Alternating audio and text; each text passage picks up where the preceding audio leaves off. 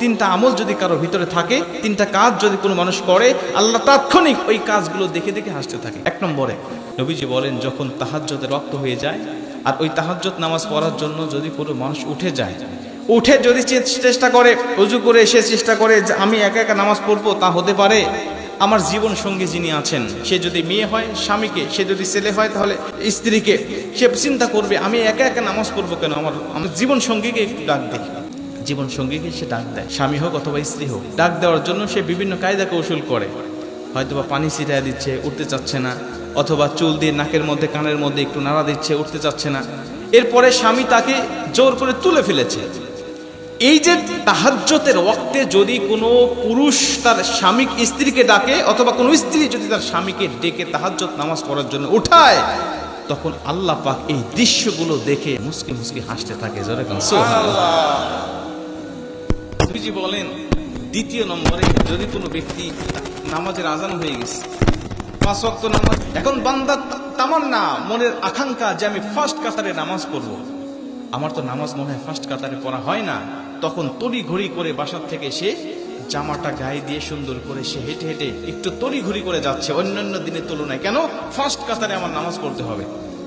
মহান আল্লাহ পাক এই দৃশ্যটা দেখে হাসতে থাকেন। শুধু তা নয়, ফেরেশতাদেরকে ডেকে ডেকে বলতে থাকে, ফেরেশতারা দেখো, এই বান্দাদেরকে সৃষ্টি করার জন্য তোমরা নিষেধ করেছিলে, এই বান্দারা সৃষ্টি হলে নাকি ফিতনা ফাসাদে লিপ্ত হয়ে যাবে। দেখো, বান্দা আমাকে সন্তুষ্ট করার জন্য ফার্স্ট কাতারে নামাজ পড়ে আমাকে সাজদা দেওয়ার জন্য তড়ি ঘড়ি করে বাসা থেকে বের হয়ে আমার ঘরে যাচ্ছে। খুশি থাকো, আমি আল্লাহ খুশি হলাম। শোনো, আমি আল্লাহর জীবনে সব গুনাহগুলো মাফ করে দিলাম।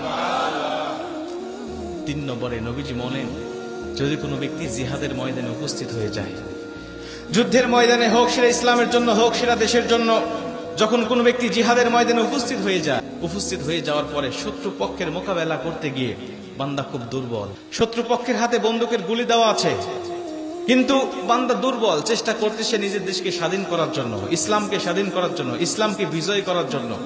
সে বারবার লড়ে যাচ্ছে তার সাথে, কিন্তু পারতেছে না, কোনোভাবেই পারতেছে না। গেলে ডাইরেক্ট বিভিন্ন ভাবে অ্যাকশন করে, কিন্তু সে পিছন থেকে চলে যায় না।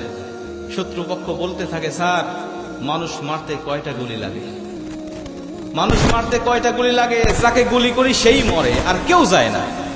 আল্লাহ পাক বলেন, জিহাদের ময়দানে দাঁড়িয়ে যদি কোনো ব্যক্তি বাতিলের বিপক্ষে লড়তে থাকে, কিন্তু সে শত্রুর মোকাবেলা করতে আছে, কিন্তু তার শক্তি নাই, কিন্তু সে জিহাদের ময়দান থেকে পালায় না, সে সামনে থেকে আগায়া যায়। জিহাদের ময়দান থেকে পালায় না, সে সামনে থেকে আগায়া যায়। আমার আল্লাহ বলেন, আমার আল্লাহ এই পালানো না দেখে ওকে শুধু বিজয় দান করে না, আমার আল্লাহ এবং তার কুদরত জবান থেকে হাসি বের হয়ে যায়।